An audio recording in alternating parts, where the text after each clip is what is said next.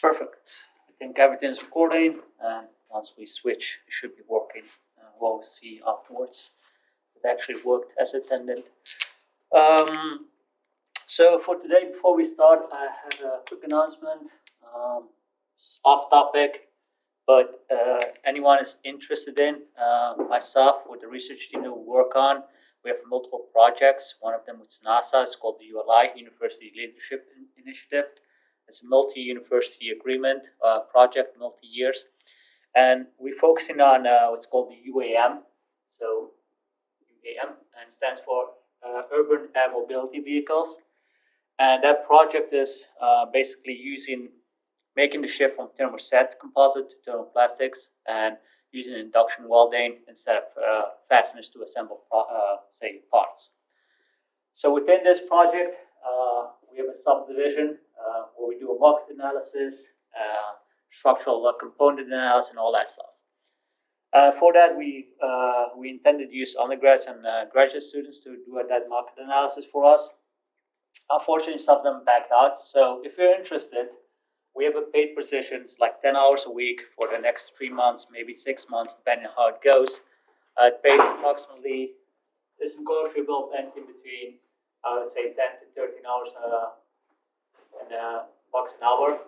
So 10 hours a week, and then approximately 3 to 6 months, depending on how long it will take. And the goal is for this small subdivision of this part of this project is do a market analysis. What are UAMs? What type of UAMs are available? You will be guided by me and two of my other colleagues that works on this. So if you're interested in doing this, basically paid work for us, let me know. Send me an email. Come to me after class, or just send me an email, and then we can discuss this in detail. We're looking for approximately 1 to 2 persons to work on this. It depends. So how far we want to extend that scope. And this part of, like I said, the NASA project, you will be do this with us. You will have the opportunity to present to some of our industry board advisors that include people from Joby Aviation, Boeing, Collins Aerospace, NASA, Kalitzer, Torre, etc. So just let me know if you're interested. You can send me an email. So, what are the judging criteria for being accepted? You said only 1 to 2 people. Yeah, first of all, it depends on how many applicants we have, and then it's basically your resume will be, I will ask for you that as well. Send me your resume, what we have worked on similar things, the market studies and all that stuff. It depends on how many people we get based on the criteria. Having the knowledge and understanding of structures is definitely a good thing to have. It's not necessary. Understanding of aircraft components is also a good thing, but it's not mandatory to have. Yes. Is this through McNair too? Yes. Okay. They will be through the McNair Center. And this is, you can either work in person. We have office spaces available for you if you want to come in and basically have the opportunity to go one-on-one with us, or you can also work remotely. If that doesn't, there's no preference in either remotely or in person. It's up to you. Okay. We will ask like occasionally to come in just to discuss stuff. That will be easier. Okay. So just keep that in mind. I'll make another post as well, just generic announcement. So if you're interested, just let me know. So with that said, for today's lecture, we're going to continue with our stresses and strains. Last lecture, we discussed basically generic topics of what stress, what strain. We discussed strain compatibility equations, and the reason for that was, if you remember correctly, we had 6 PDEs, and we had 3 unknowns, and therefore we needed an X number of compatibility equations for that.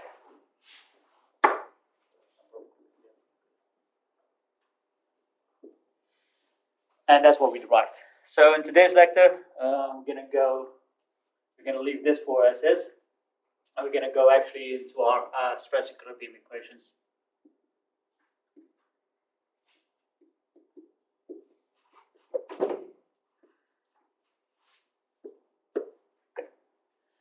And to do so, we will look at a small body of a cuboid element within a structure, and we're looking to see how those stresses basically act upon that body, And what happens if we have basically, instead of like a point base, a small cube, we have a small but incremental change in size. So if we grab that and we draw our cube, say that represents a part of our structure, we assume it's extremely small. And if we draw our the stresses upon it, of course we define our axis system as well. Z, X, Y.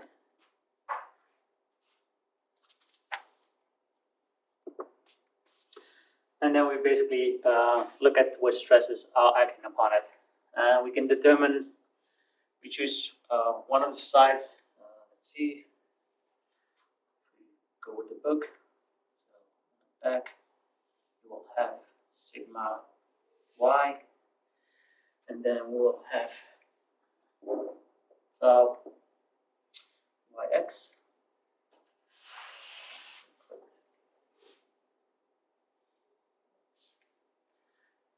Change the coordinate system, sorry. I'll make sure that's in line with the book says. Yeah. X, Y, and Z.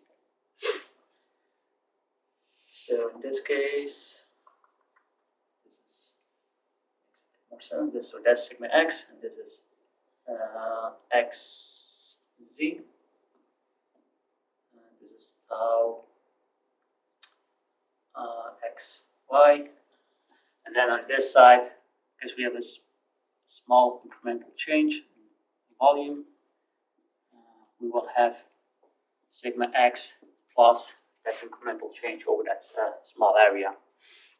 So in this case will be the change of sigma X with respect to the X coordinate, and then multiplied by the length. So if we decide a couple more things, this will be our delta X, this will be our delta Z, and then in the height we'll have here delta Y. And then of course we can do the same for the shear forces. Maybe equilibrium. This one goes up, this one comes here. So we have tau X, Y plus partial tau X, Y over delta X, partial X multiplied by delta X, and here we will have tau X, Z plus partial tau X, Z partial X multiplied by delta X. And we can repeat that for all the three different, for all the 6 different phases. I'll actually show that on the screen. And this will be it. So we can see that basically we have our regular stresses, X, Y, and Z on one side of the cuboid, on one face of it. And then on the opposite side, we have the same stresses X, Y, and Z, but also with a differential change in that stress over that small area. So that's what we see here on top. We have partial sigma y, or sigma y plus partial sigma y over y multiplied by the distance delta y, and on the bottom we have our sigma y, tau xy, and tau yz. And in this case on top we have again the same shear direct stresses and shear stresses, and then multiplied that additional stress added to it. So that will be our basic. That will be one of our. That will be all the stresses that play on a body if we look at it into a cuboid, given any structure that we have. So what we do next is we take that body and we can actually look at the equilibrium equation based on this cuboid. So what we do is we do a summation of forces in X, Y, and Z, and we just collect all the terms. So let's do it for X. And if we do the summation of forces in X,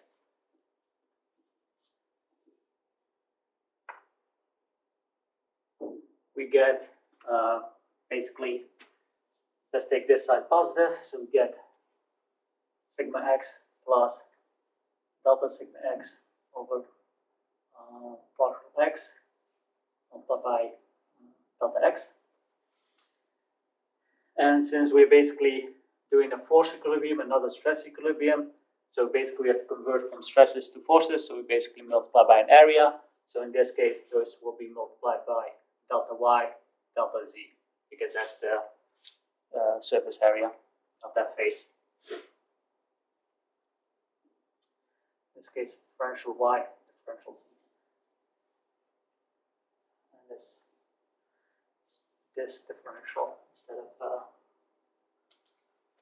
just to get a bit clear about the partials and the deltas. So this is the force equilibrium of the sigma x. So of course on this side we have sigma x pointing the opposite way, so we get minus sigma x multiplied by dy dz.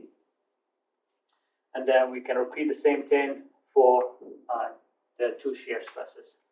So we get plus, let's take this one, goes upwards, so we have positive tau xy plus partial tau xy over partial x multiplied by dx.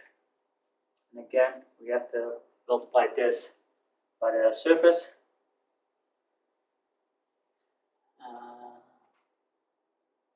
And I see I made a mistake, so this should be a y, because this is the length direction, so we go in the height, and this should be a z. The textbook has it as delta x on that one, too. Should be a y, if I'm correct. It's the tau xy plus partial tau xy over partial x. What? Correct?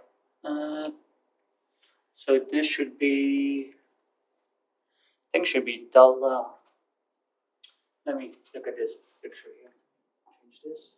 So we have tau y, let's take tau xy, right? So we get tau xy, then we get a part of tau xy here as well. And the incremental change over that segment should be, let me see, that should be with respect to, okay, now I see what I'm doing correct. So this one was correct actually. This was correct. What I confused, this of course, not summation of forces in x, but this is summation of forces in y. So technically, if you look at the picture, let's actually go back to the lecture slides quickly, and I can explain it. Do you see my mouse? Yeah. So we have to take in summation of forces in basically in the x direction. So what I did incorrectly here is I grabbed summation of forces of tau tau xy, but that case should not be the case. This should be tau that points in basically in this direction. So in that case, let me switch back to the recordings. Yeah. So that will be in this case. So that's so we go y. So that's the direction. So we get so tau z x. We have to get that component out of it. Would have been better if I written everything out. So this one is incorrect because tau xy is going upwards. We said we're going to do force in the x direction. So in this case, this will be equal to, let me see, tau zx, yeah,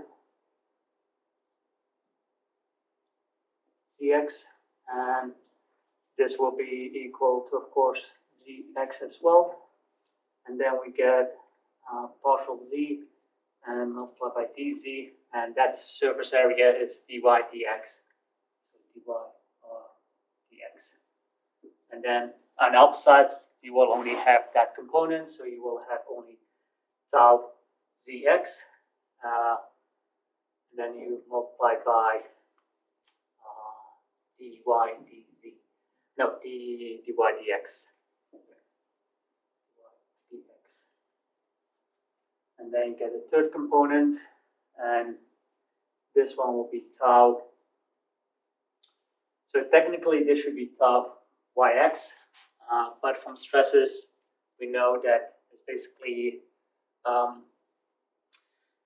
the symmetric, so tau yx is equal to tau xy, and tau zx is equal to tau xz, and tau yz is equal to tau zy.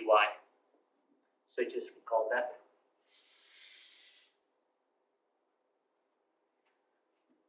They should be at least equal in magnitude.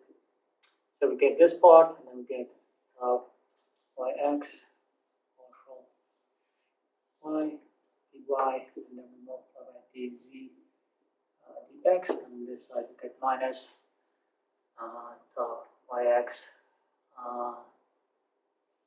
dz dx. Is that correct? Yeah. Perfect. And then we add one more term to it. So assuming if there's any outside forces acting on our structure, so if this was, say, a potato, and we took a small cube out of it, and this is our 3D form of that small segment. Say if there was any x, y, and z, say if there was any forces acting in the x direction, in the y direction, or in the z direction, we have to take that into account as well. And that's basically abbreviated by that capital X for external forces and body forces, and that should be multiplied by dx, dy, dz. Assuming there's like external stresses applied to it. Looking at the core slides too, why did you change the delta x, or like the delta of whatever the first axis was, to a d? It's differential. It's again just notation formats indicating that we've taken over the differential element. Okay, so then it should be a dx instead of a delta x. Yeah. Okay. It doesn't really matter as long as you remain consistent. Okay. So when you look at, for example, say an integral, if you have x dx, this means that you've taken a differential element, so you differentiate it with respect to x. And in some cases, you often change the notation format from a delta to an, say, a d, once you indicate that we take an explicit differentiable with respect to that variable, whatever it is, x, y, or z. So that's that. So if we now look at the terms, we'll see that some of the terms will cancel out. Basically, this all has to be equal to 0 because we are in equilibrium. So if you look at it, we can see that some terms will cancel out. So if we expand upon this one, this term, what we get is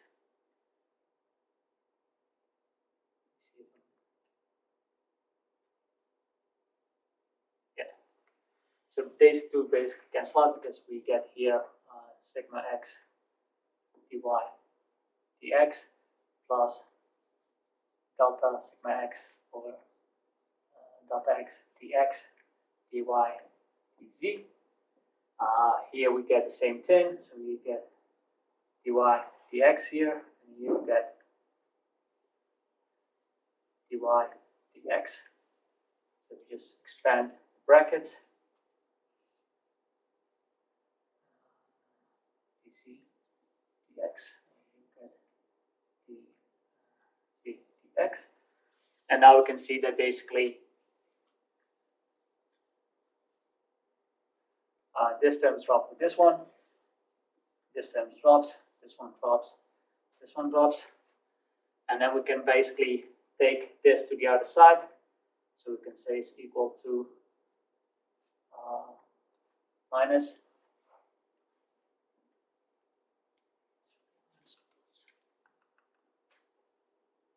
let me just keep a plus here for notation, and then we can basically divide by dx dy dz, and this all drops So at the end of the day, our equation is simplified to delta sigma x partial x plus delta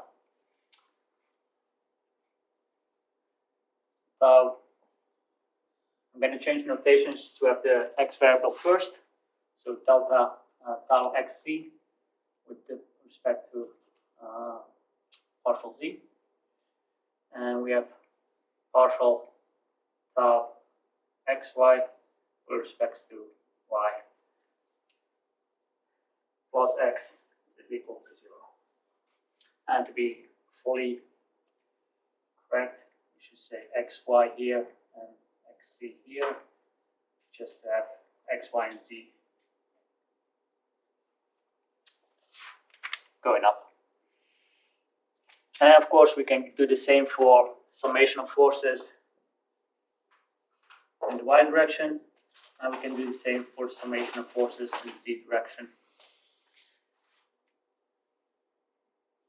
Change colors again.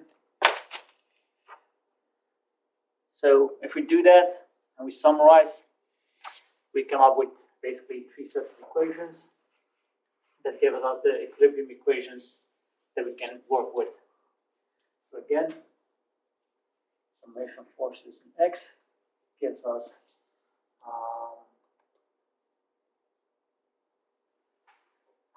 x plus partial xy y partial xz delta z plus x. Then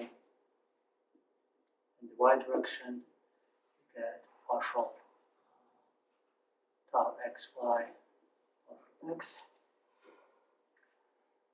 plus partial y plus sigma y partial y plus delta the shear stress in yz over z plus y component, and the last one will be in z direction. So tau xz partial x x y at yz over y, and lastly partial z sigma z over z plus the external component of z.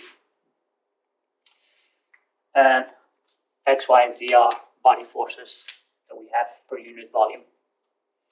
So these are our equilibrium equations for a 3D body.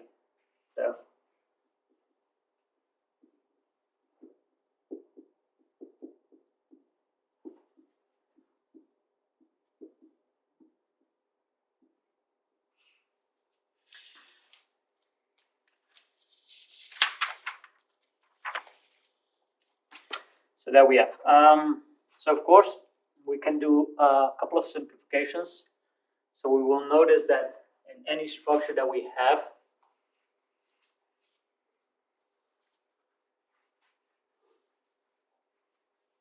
say, if you even imagine or remember the first slide I showed in the lecture series, we had an aircraft component. And you saw basically the intricates within a wind box. Most of the times, one or the other, one of the three dimensions is significantly smaller than the other two. And because of that, we can make a small assumption saying, okay, the variation of stresses in that significantly smaller dimension can be ignored. Say, for example, if you have an aircraft scan panel, so the length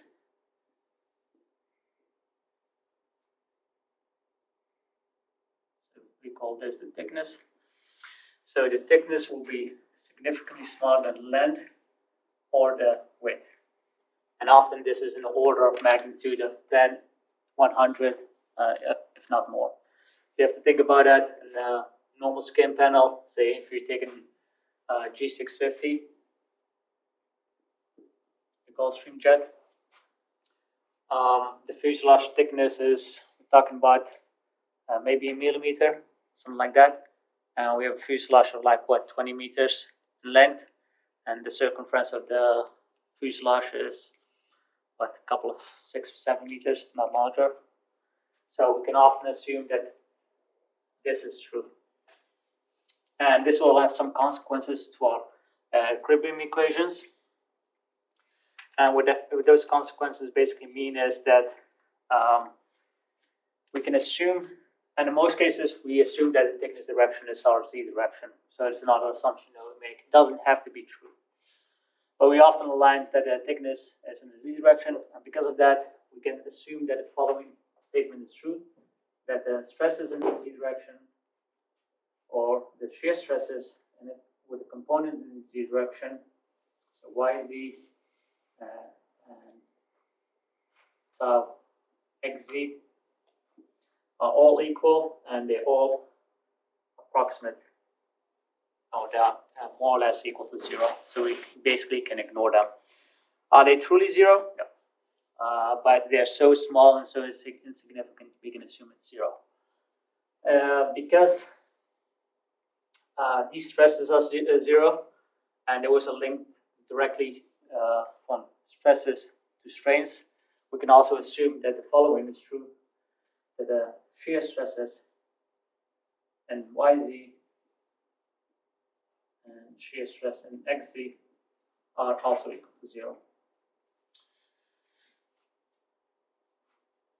So one thing that I did not say is that the direct stress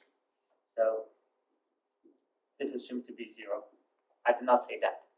And the reason for that is if you look at the, say, our generalized stress and strain relationships. Let me see if I have those with me. Is that x a time symbol or is it an x? Which one? Partial yz x partial xz.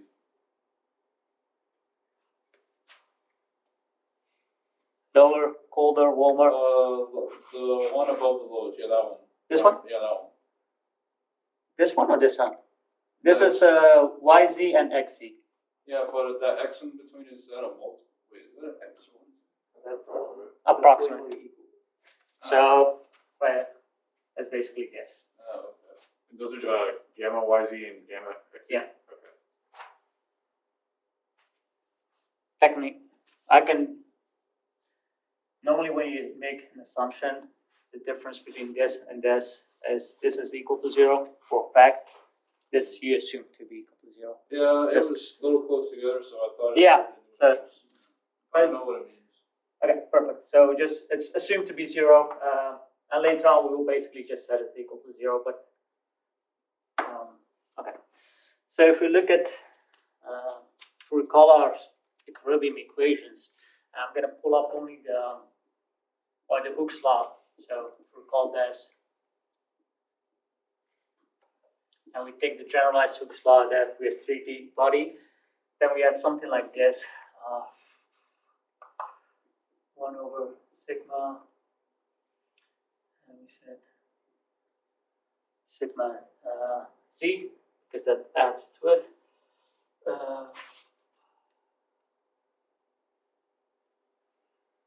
Plus or minus, I think it's a plus. The Poisson ratio of sigma x plus sigma y. And then we have alpha delta t. So this was the thermal component. This is the direct component. So sigma z over e. This gives you the direct component of the strain. And this was the Poisson effects. So here when we say sigma, the stress is equal to 0, this part of course will drop out.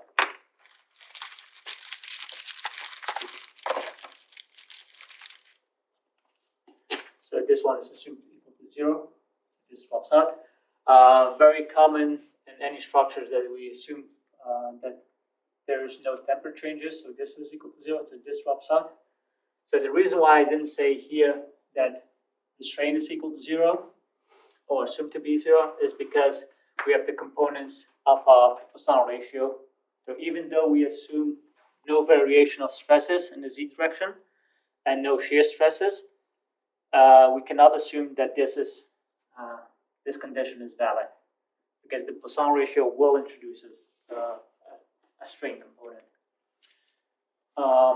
And if you remember correctly, so the relationship between our shear components, shear strains, so say x, y, those are stress, shear stress in xy over our shear modulus.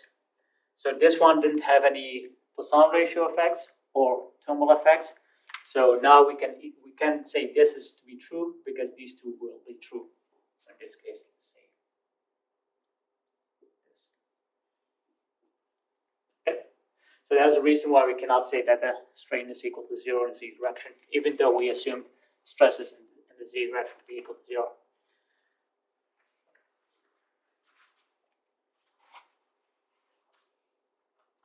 So what this does is it basically simplifies our equation.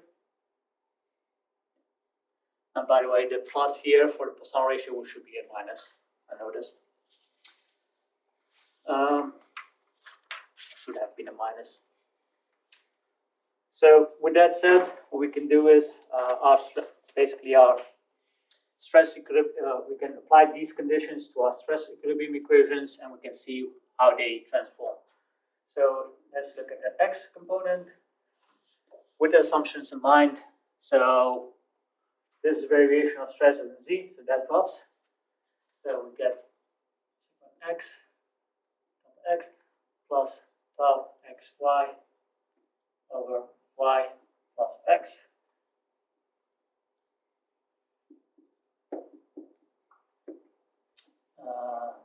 Tau xy over x plus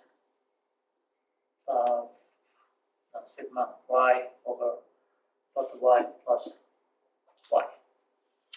And here we have a component of z direction, so that one's equal to 0. Again, component in z direction is equal to 0, and the direct stress itself in z direction equal to 0, and we assume also no external body forces, so this equation just drops out. So this is with our assumptions.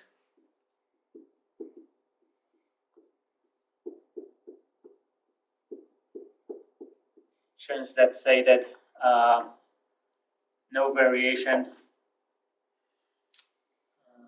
so no variation in the z direction, or no stresses also.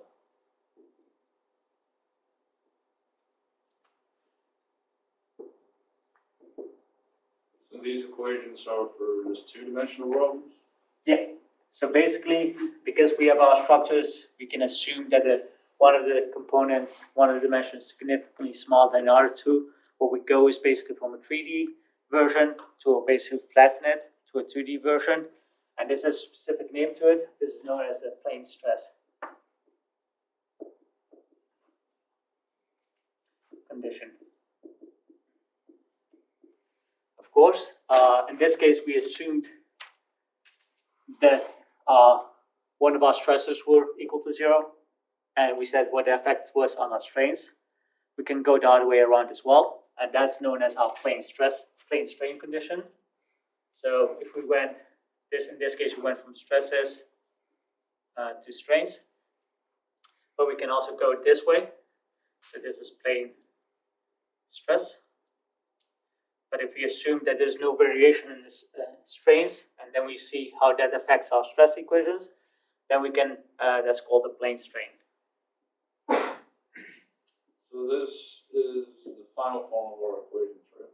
This is the final form that 99 out of more. 9,909 times or 10,000 times you will use, yes. The plane strain condition can be used and is useful in some conditions, in some applications, but it's much less commonly used. And to be complete, in that case, you basically assume that your strain and z is equal to 0. You say your yz xz is equal to 0. And then you basically go back to your Hooke's law. And you get your basically your stress. You write this out, your stress relationship. You plug these numbers in, and then you can see which stress components drop out. Yes. You said the strain in the z direction cannot be zero because there's a component of you wrote here it's zero. So yeah, there's a difference between plane stress and plane strain. So two different assumption sets. So what we use will be the plane stress conditions. And in those conditions, we say there's no stress variation in the z direction. Therefore, this is the assumption that we make. This assumption automatically means there is no strain, shear strain in YZ and XZ. And the second set is that we can start from is instead of saying there's no variation of stresses, we can say there's no variation of strains in the Z direction, or in the X direction, or in the Y direction. And then what we do is we start with this condition, and then we will say, based on this, tau YZ and tau XZ are equal to 0. But of course, then the stress in Z direction not necessarily is equal to 0. Again, the same condition, because you will have a Poisson effect. Is that clear? Or shall I explain a bit more? So we're looking at two different set of equations, or two different set of assumptions. Let me actually wipe this off. Then we can, let me write the Hooke's law.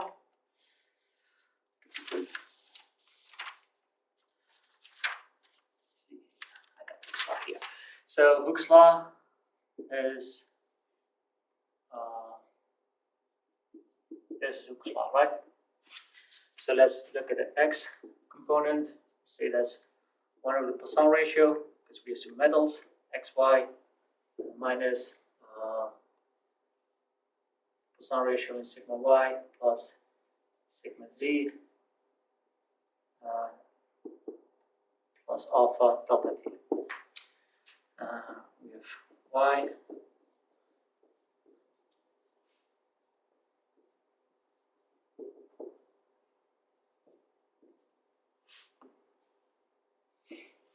etc. Z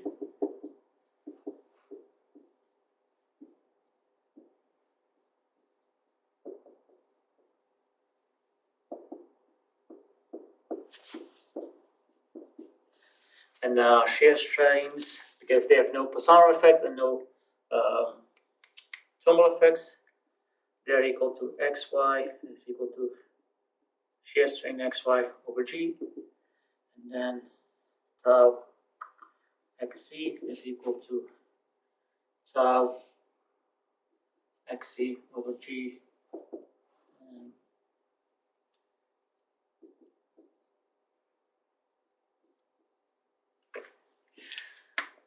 In this case, G is our, so E is our Young's modulus, G is our shear modulus, and this is our Poisson ratio. Okay. Now we have, this is our 3D generalized Hooke's law. Okay. Now we have what we can do is go from 3D. We can basically go to a 2D version. I can make two assumptions. That's either we can say that's plane stress condition, or we can say that's our plane strain.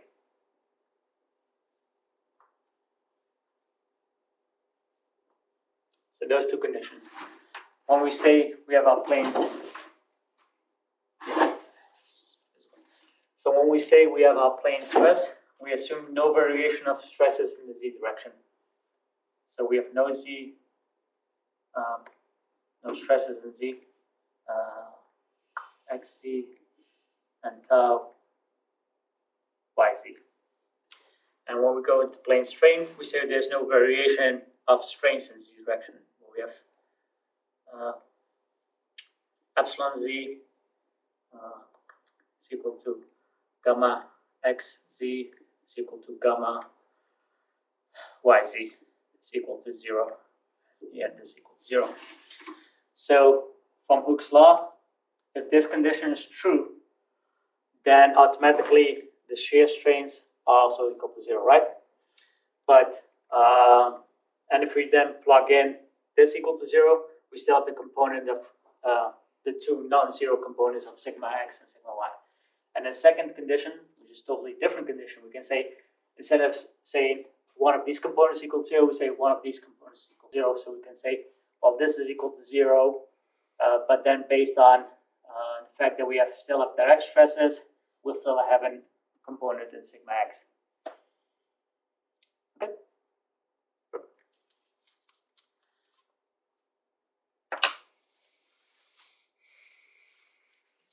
This part.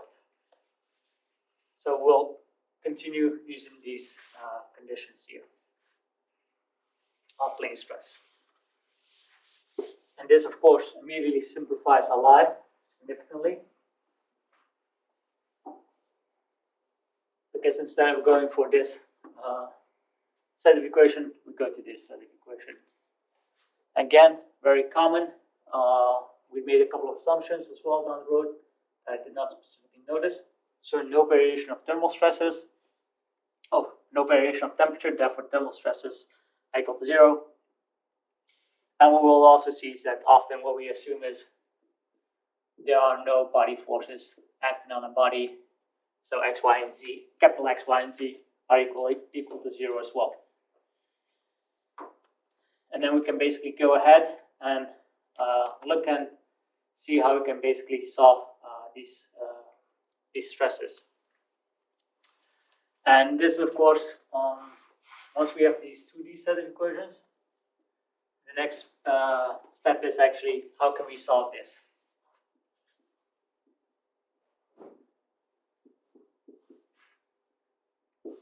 Okay. And that's basically what we will tackle next. Before doing that, it's good to know that because these always are in our primary axis. So if we look at the 2D case in our x-y coordinate system, but in any structure, this doesn't have to be exactly true all the cases. We can have an orientation that we are interested in that will be awesome. We always would be interested in our primary axis of x, y, and z, so x, y, but we can have cases that we are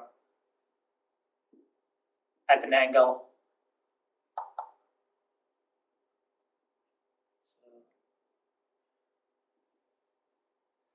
So this being orientated by an angle. Yeah.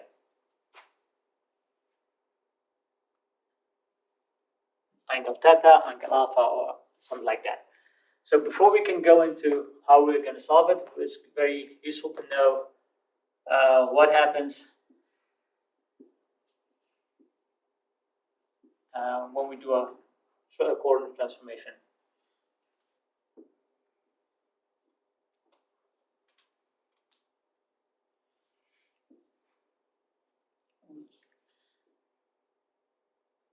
Change.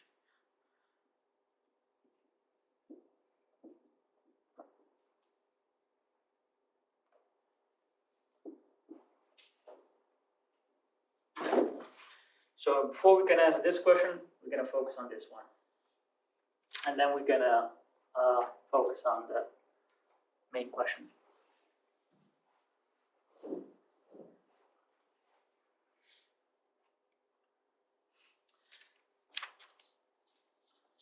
And again, we're going to use our plane stress assumption for that. So, and to do that, we're going to, again, look at a small change. So if we look at our say, segment, we'll have our sigma x. We'll have our x, y. This should be technically yx, but we can assume that those two are the same. So I'm going to just write in tau xy, and then we will have in this case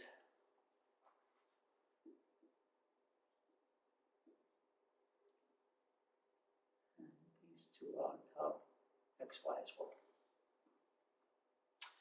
And you can prove this one to be true is if you just take a moment equilibrium equation around a point.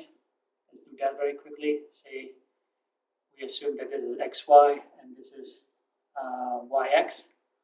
In this case, this will be xy as well, and this will be tau yx. Yeah, and then you basically take a moment equilibrium around a single point. Let's take A. These two drop off, and let's call this this is a cuboid, just A and A.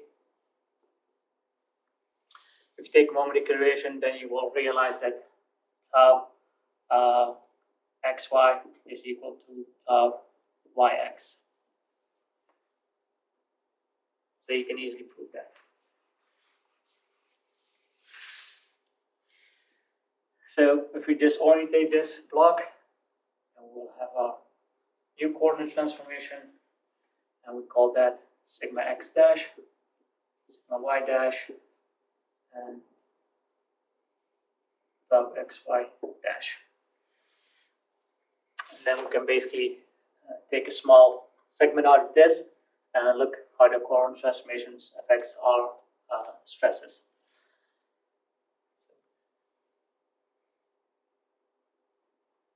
We define a triangle ABC.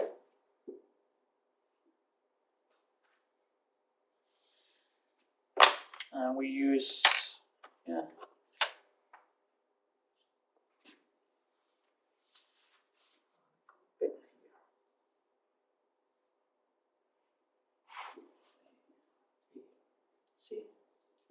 is x-axis, non-transformed x-coordinate, non-transformed y-coordinate, and what we'll have in this case, we'll have a sigma x, we'll have a sigma y,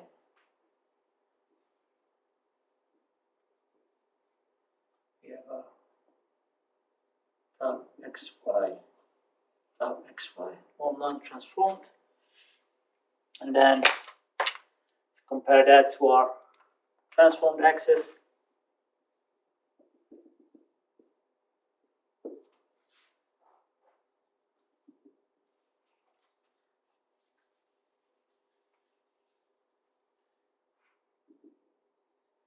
This will be our coordinate transformation. So we transform within theta, call this angle phi. We assume that this is a straight angle. So this is 90 degrees. And then we can look at what our shear stress and normal stress are on this new coordinate transformation axis, basically on this slanted line. So we still assume that this is tau xy dash, and we assume there is a sigma x dash in our new coordinate transformation. And what we do is, again, we use our 2D stress equation, and we look at basically summation of forces in our x direction and our new shear stress direction, basically in the direction of the shear stress and the direction of our normal stress x. Should it be x dash and y dash, or just? This one, you mean? Yeah. Yeah, technically, to be correct, it should be x dash, y dash, and this would be x dash, but then it's too many dashes, so I just dashed the sigma. But you're right. So let's do a summation of forces and see how far we can get. So first of all, we have to realize that what we have shown here are stresses, and we have to go to forces. So we often, again, if we go from stresses, force over area. So if we want to go to force, we multiply stress by area. So just keep that in mind. So if we look at forces, let's look at this direction. So we'll see the summation of, where our force will be in our slanted direction, this x direction actually. Force will be equal to force dash, that will be equal to our sigma x dash multiplied by AC, of course, because that's the length that we are going over. And of course, we have to assume that a certain thickness, because we need an area. So this is the length, this is an area that we assume that's be delta z, so dz. And then if we look at the shear direction, so the shear force direction, we get the same thing. We see it's tau x y dash multiplied by AC multiplied by dz.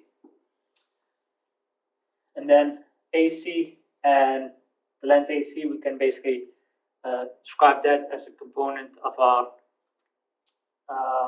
cosine angle of phi. So we can say that this is equal to sigma x dash, and this will be dx over cosine phi dz, and this will be tau xy dash dx cos phi dz.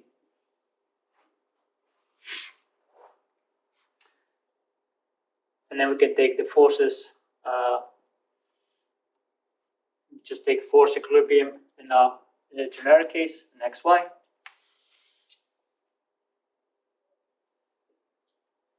In that case, basically what we did is we replaced these two components by an F and an S. So we just defined a shear force in this direction and say normal force in the dash direction. So to continue by that definition, we have a component of our force S in our new coordinate transformation, normal force F, cosine theta minus the shear stress in our dash coordinate system, sine theta, and then again we have to take into account in x direction sigma x multiplied by AB multiplied by dz. So we get sigma x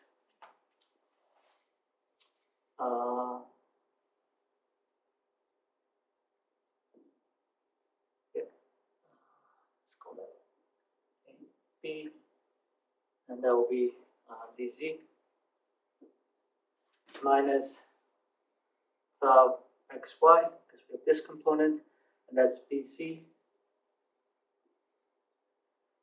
multiplied by dz, and then AB and BC are nothing more than just our differential element dx and dy. So we can change this to dy, we can change this to dx. And then we can take the, see here that's visible. So let's take the force equilibrium in the y direction, and then we can do a substitution. So we have f dash sine theta plus s dash cosine theta minus tau xy. And this time I just write dy dz immediately, plus minus sigma y dx dz. Therefore, that's equal to 0.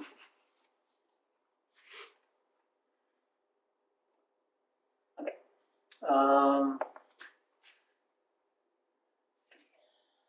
Good location to continue this. Just take a mental picture of this one. It's also on the lecture slide, so I'm going to assume that you guys have that, so I can increase this so I have a bit more room to write down.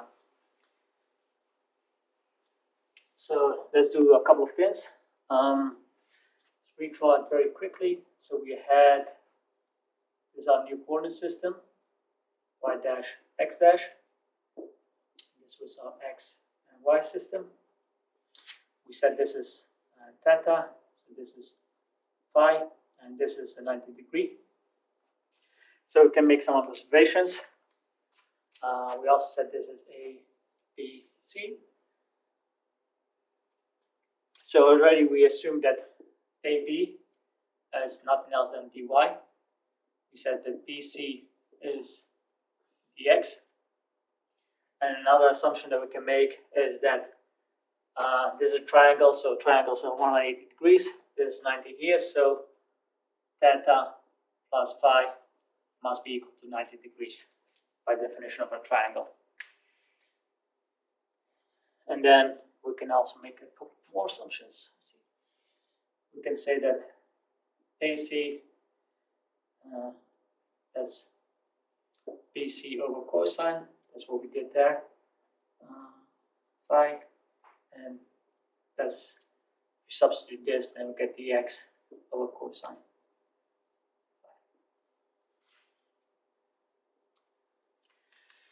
Good. Okay, so now we can, based on these definitions, we can look at how our stress, how our two force equilibrium equations are affected. So from this one, from theta plus phi is equal to 90 degrees, we can state that sine of phi is equal to cosine of theta, and cosine of phi is equal to sine of theta. Just an existing relationship that we can use. And now we can basically, what we do is, if we use this relationship, and then we plug in, we basically now have only everything in forms of basically dx, dy's, and dz's, and in form of cosine theta instead of having cosine theta and cosine phi in your equations. So this will basically tell us what we get is plus sigma x dash cosine theta minus tau xy dash sine theta minus sigma x cosine theta minus tau xy sine theta must be equal to 0. And we get our second equation, sigma x dash sine theta minus plus tau xy dash cosine theta minus sigma y sine theta minus tau xy cosine theta is equal to 0.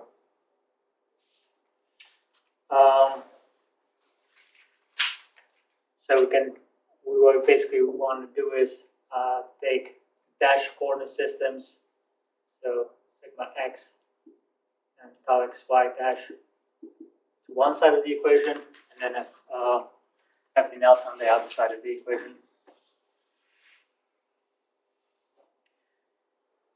And basically just solving these two equations simultaneously, what we get is sigma x dash is equal to sigma x cosine squared theta plus sigma y sine squared theta plus 2xy sine theta cosine theta. And again, I think we discussed this last week with square signs and all that stuff. So technically, of course, if you want to be correct, it's cosine squared, but that's the same as saying cos squared theta. So that's why I used here. Just different form of notation. And if we solve for xy coordinate system, what we get is sigma x minus sigma x sine theta cosine theta plus y sine theta cosine theta plus tau xy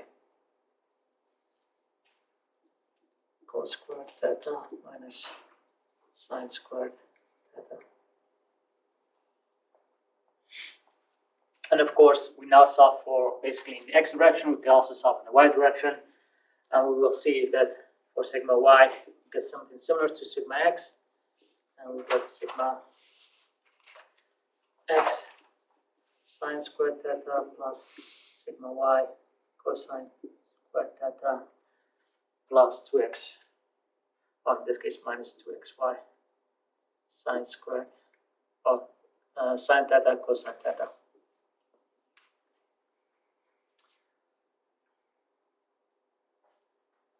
So we did here, we started basically with an equilibrium equation going from stresses to forces in our small differential element, and two axis systems from our regular axis system to our transformed axis system and dash system. We did our force equilibrium in x and y. We basically write it out using some geometry relationships of theta plus phi is equal to 90 degrees. And because of that, we can rewrite sine phi as cosine theta and sine cosine phi as sine theta. So we use that relationship and then basically yielded two equations with two unknowns. Note that we assume that sigma x and sigma y are given, or if you have, your stress in your transformed coordinate system, then these two are given, so you can basically solve for one or the other. And that gives us these two equations. In a similar fashion, you can also solve for the y direction. So that's how what we basically derived. Because what we now can do is we can write this in a simpler manner in a matrix format to get a bit easier notation on it. So if we do that, so what we do is for those three equations, we just collect them, collect our stresses, tau xy, in our coordinate systems, and we just write it in a matrix format. Okay, these are our knowns, these are our knowns, these are our unknowns, and here we have basically cosine squared, sine squared, cosine sine multiplications. So we get this cosine squared, sine squared, and here we get 2 tan cos theta, sine theta. It's unfortunately not symmetric, so sine squared, cosine squared theta, then minus 2 cos theta, sine theta, and then here we get minus cos theta, sine theta, cos theta, sine theta, and here we have cos squared theta minus sine squared theta. So now, once we have this transformation matrix,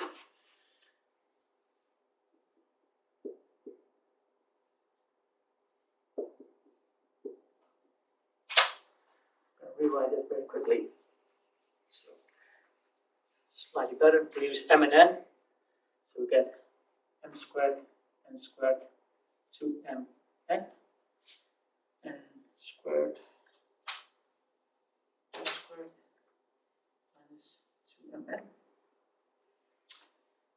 minus mn, mn, m squared minus n squared, where m and n are defined as cosine theta and sine theta. So now, if we have given a coordinate transformation, so if we've given a problem where we know, say we have a certain sigma x and sigma y given, and we know we transform within tau xy is also given. And we say this element has been transformed to a different coordinate system where theta is a given number, say 30 degrees. We can use this transformation matrix to go from our original given coordinate transformation in xy to our new transformed coordinate system of x dash and y dash. So, is there any example problem that we could? Yeah, we probably there's actually next an example problem. Let's see. We have 3 minutes. We can do that. There's a simple example problem. So I think this is also in the book. I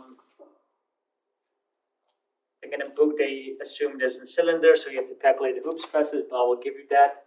So sigma x is given, sigma y is given. So this is 75. This is 57.4. So of course, review means 57.4, 75, and we're given a triangle within our element AB, A, B, and C. This is given as 60 degrees. Now the question is, okay, calculate the stresses at this plane of AB. So we know that this is 30 degrees, this is 90. So you can use your coordinate transformation. So you want to have your dash system. So the only trick that we have to apply here are two things, two observations in this problem. First of all, tau xy is not given, therefore it's equal to 0. Basically, anytime something is not given explicitly, you can assume it's equal to 0. So what we know is that on this side we have 75, 57.4, and 0.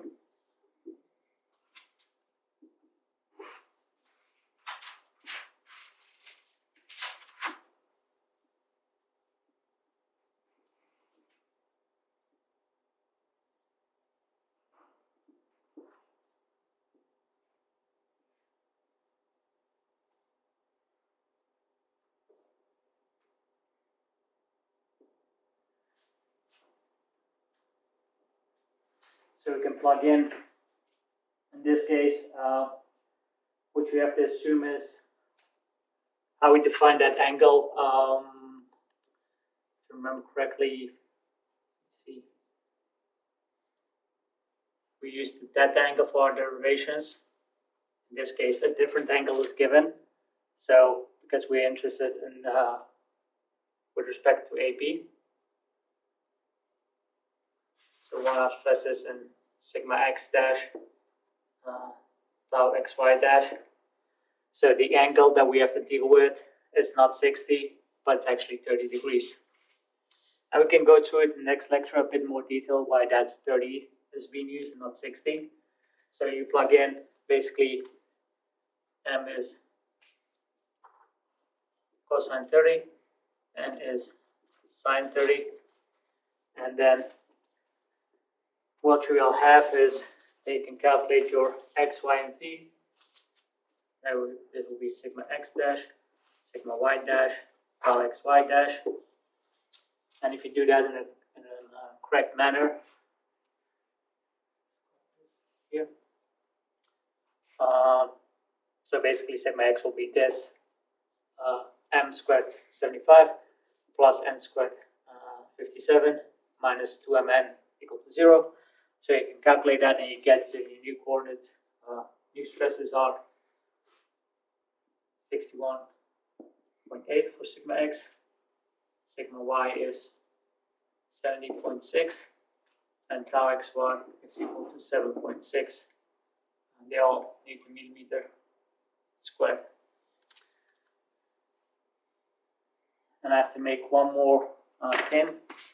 I'll tell you. If you do this, there's a book example. I think it's one of the first examples.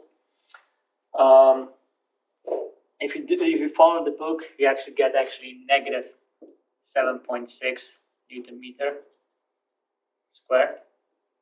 Well, we get a positive sign. And the reason for that is in Maxon, when he starts doing the derivations, and if you look at this, how he has defined in the picture tau x, tau xy, he points it downwards. So basically, your stress equilibrium equations causes this change. So because he has pointed it downwards in the positive directions, negative 7.6 means it's going upwards. And in my case, I drew it upwards, and it gives us a positive number. Looking at the lecture slides, the negative on 2mn is on the second row, third column. Would that change anything? No, that's correct. Okay. So is there a quick explanation of why using the 30 versus the 60 degree angle? That's how the derivations depend based on which angle you use. So that we were solving for angle A. We're solving for this one, yeah. No. So this one is given, but we're basically solving for that one. And that comes to the fact that if you looked at the derivation that we used, the ABC, this different triangle, we defined our new axis system as this, x dash, y dash, transform with theta. So if you would basically do the same thing, if this is 60, you basically transform it with this degree. Basically, this is your new axis system. You're basically looking at this axis, or this angle, sorry. This would be your theta. So this is the same as this theta, basically angle. So adjacent angles. Yeah. It's just based on a definition of the transformation is. So you can also say like we go either 30 degrees this way, or we go negative 60 degrees that way to get this AP slanted. That's how you also can look at it. We'll redo this example next lecture, because the next topic is how do we solve a 2D problem. Will come up again, and there's where we look in a more generic way, and that's basically the area stress function, where we define a function that we can solve a more generic 2D problem. Because this is, yes, this is a 2D problem, but this is basically a stress transformation problem and not an actual stress problem. This is just focusing on the transformation coordinate system. I will repeat this example next Thursday. Any questions? All right, perfect. Thank you, and see you guys on Thursday.